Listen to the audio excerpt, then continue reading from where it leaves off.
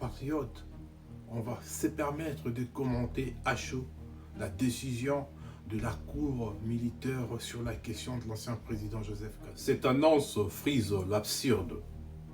Parler de la condamnation d'un ancien président de la République, un ancien chef de l'État, comme s'il s'agissait d'une simple formalité bureaucratique, révèle une justice au garde-à-vous, une justice aux ordres, une justice qui confond tout, qui se mélange le pinceau, une justice qui confond allégeance et son indépendance. La haute cour militaire n'a ni la légitimité politique, ni l'assise institutionnelle pour trancher avec autant de désinvolture sur les sorts d'un ancien chef de l'État.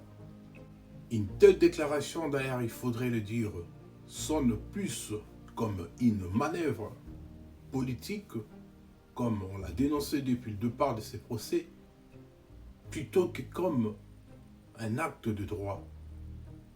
Cette déclaration, elle déshonore l'institution judiciaire et jette l'opprobre sur l'état des droits déjà fragile.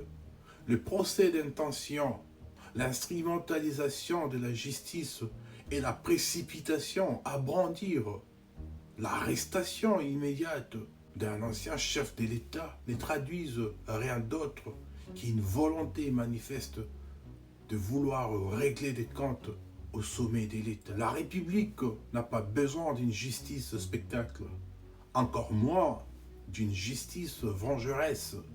Elle a besoin d'une justice crédible, responsable, impartiale et respectueuse de nos textes et de la mémoire institutionnelle. En agissant ainsi, il est clair, on a l'intention de vouloir fragiliser davantage la cohésion nationale.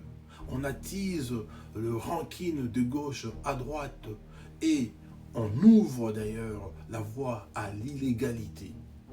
En vérité, cette affirmation de la Cour militaire révèle une fuite en avant. Ce n'est pas le droit qui a parlé, mais la haine politique travestie sous une toge.